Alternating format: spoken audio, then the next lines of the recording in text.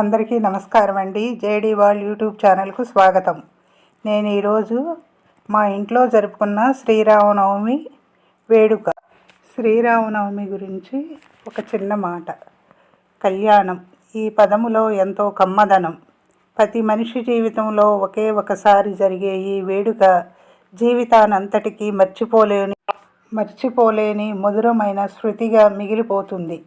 ఈ అద్భుత క్షణం ఒక అసాధారణమైన అనుభూతి.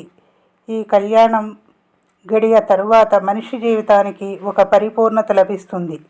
బాధ్యతాయుతమైన పౌరుడిగా కుటుంబంలోనూ అటు సంఘములోనూ కూడా ఒక గుర్తింపును కలగజేసేదే కళ్యాణం.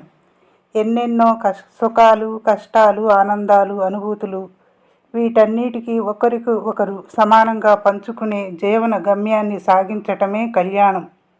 ఈ కళ్యాణం వెనుక ఉన్న పరమార్థం, ఇందులో చదివే ప్రతి వేద మంత్రాక్షరము వెనుక ఉన్న అర్థం ఇదే. వేద మంత్రాలతో శాస్త్రోక్తంగా జరిగే పెళ్లి పందిరిలోకి ఏ ఏ దేవతలు వస్తారో, వారి వారి వెంట ఎవరెవరు వస్తారో కళ్యాణం జరిగేటప్పుడు ఆ మంత్రాలు వింటే తెలుస్తాయి.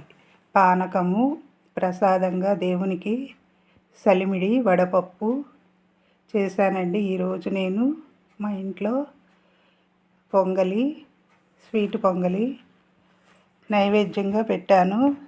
సీతారాముల వారికి పులిహోర, పొంగలి చేశానండి.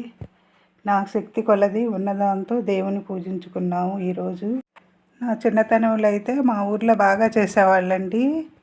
పానకాలు కావిళ్ళతో పట్టుకొచ్చేవాళ్ళు. కళ్యాణం చేసే రోజు పేట్ల మీద కూర్చునేవాళ్ళు. అసలు ఎంత బాగుండేదోను.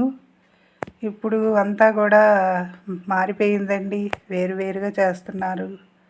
నా చిన్నతనంలో బాగా చేసేవాళ్ళు. పానకాలు డ్రమ్ముల్లో పోసేవాళ్ళు అండి. తెచ్చి 2 బిందెలు తీసుకొస్తే ఒక బింది గుడి దగ్గర ఇచ్చేవాళ్ళు, ఒక బింది ఇంటికి తీసుకొచ్చి పంచుకునేవాళ్ళు.